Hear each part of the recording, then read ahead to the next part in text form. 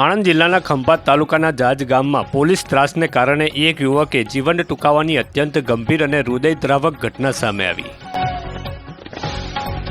જિગ્નેશ પટેલ નામના આ યુવક પાસેથી રૂપિયા 3.36 લાખની લૂંટ થઈ હતી, જેમાં પોલીસે આરોપીઓને પકડવાને બદલે ફરિયાદી જિગ્નેશ પટેલ પર જ છેલ્લા 4 દિવસથી અસર ત્રાસ ગુજાર્યો હતો। પોલીસ ત્રાસથી ઝેરી દવા પીને આત્મહત્યા કરી હોવાનો કર્યો આક્ષેપ। આ ઘટના બાદ પરિવારજનોએ મૃતદેહ સ્વીકારવાનો કર્યો ઇનકાર। કરમસદ મેડિકલ હોસ્પિટલ ખાતે ન્યાયની માંગ સાથે સૂત્રોચ્ચાર કરી રહ્યા છે ગ્રામજનો। જવાબદાર પીઆઈ અને પીએસઆઈ સહિતના અધિકારીઓને સસ્પેન્ડ કરવાની માંગ કરી। શું નામ છે તમારું? મારું નામ પટેલ રાવજીભાઈ ઈશ્વરભાઈ છે। હું જાજ તાલુકો ખંભાતનો રહેવાસી છું। રાવજીભાઈ, શું ઘટના બની છે અને શું કહેવા માંગો છો?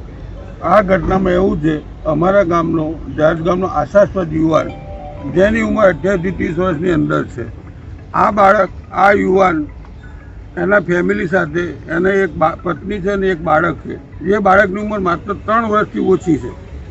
આવા બાળકને આશાસ્પદ યુવાનને જાજ ગામના દૂધ મંડીના સભાસદોને પૈસા મળે તે માટે જાજ સેવા સહકારી મંડળીએ એને એક એટીએમ કાર્ડ, જેને માઇક્રો એટીએમ કાર્ડ કહે છે, એ એને આપવા માટે એને દરેક સભાસદને દૂધના પૈસા દરરોજ ટંક ટુ ટંક મળે એ માટે આ વ્યવસ્થા ગોઠવેલી છે મંડળીએ, ગામના હિત માટે। આ બાળક આ યુવાન જાજથી ખંભાત કેડીસીસી બેંકમાંથી પૈસા લાવી અને દરેકને વહેંચે છે। તારીખ 11/7ના રોજ એ પૈસા લઈને આવતો હતો અને એને લૂંટ થઈ એવી ફરિયાદ પોલીસ સ્ટેશનમાં આપી, પણ એ ફરિયાદ ખોટી છે એવું ઇન્કવાયરી અધિકારીએ કરી એને સખત મારી સખત ટોર્ચર કરી। આ બાળકને ના છૂટકે 8 દિવસ પછી આત્મહત્યા કરવાની ફરજ પડી છે। ખરેખર આ જે અધિકારી છે એ અધિકારીને સસ્પેન્ડ જ કરવો જોઈએ। આ અધિકારીએ પોતે એટલો ખુમાની અને એટલો ઈગોવાળો છે કે દઈ જોણ એને એમાંથી પાટીદાર પ્રત્યે જોણ વિરોધ ના હોય એટલે એને દરરોજ સવારનું હોજ ગાડી લઈને આવી જવાનું, જાજમાં આવી અને પેલા જે 3 યુવાનો શંકાસ્પદ હતા એને પકડવાના, એને પોલીસ સ્ટેશનમાં લઈ જવાના, ટોર્ચર કરવાના। આ બાળકો આ યુવાન કંટાળી અને ના છૂટકે છેલ્લે પોલીસ સ્ટેશનમાં હતો, જવાબ સમાધાનની ચર્ચાઓ ચાલતી હતી, એ દરમિયાન હું બહાર આવું છું એમ કરી અને એને પોઈઝનિંગ કરી અને એને પોતાનો જીવ આ પોલીસે ત્રાસથી કાઢ્યો છે। તો અમારી ગામવાસી લોકો દરેકની રજૂઆત છે કે આ અધિકારી પર સખતમાં સખત કાયદાકીય પગલાં લેવા હોવા જોઈએ।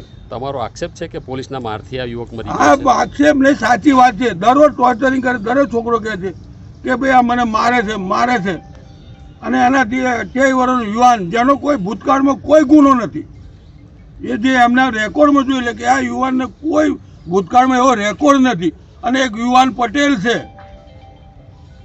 શું માગણી છે તમારી? અમારી માગણી એક જ છે કે આ અધિકારીઓમાં કાયદેસરની ફરિયાદ થાય અને જો સુધી ફરિયાદ નહીં થાય તો અમે આખું ગામ આ લાશને કોઈ પણ રીતે કબજો લેવાના નથી। એ તમે લાશ સ્વીકારવાના નથી? ના, નથી સ્વીકારવાના। એમને જે કરવું હોય એ કરે, અમને બધાને જેલમાં પૂરવા જોઈએ તો અમે તૈયાર છીએ, પણ આવો ભવિષ્યમાં કોઈ બનાવ ના બને અને પોતાનો ઈગો હાચવવા પોતે એક ધારમાં સિવિલ ડ્રેસમાં આવીને એક ધારે રિવોલ્વર બતાવી અને લોકોની પર ઇમ્પ્રેશન પાડી અને ખોટી રીતે પબ્લિકને હેરાન કરી છે। અને આ 3 યુવાનોમાં અમે એક યુવાન ગુમાવ્યો છે, આશાસ્પદ યુવાન, એના માટેની અમારી આ ફરિયાદ છે। આપને ખબર છે કે કયા પોલીસવાળાએ ભાઈને માર માર્યો હતો? એ ભરવાડ પીએસઆઈ છે।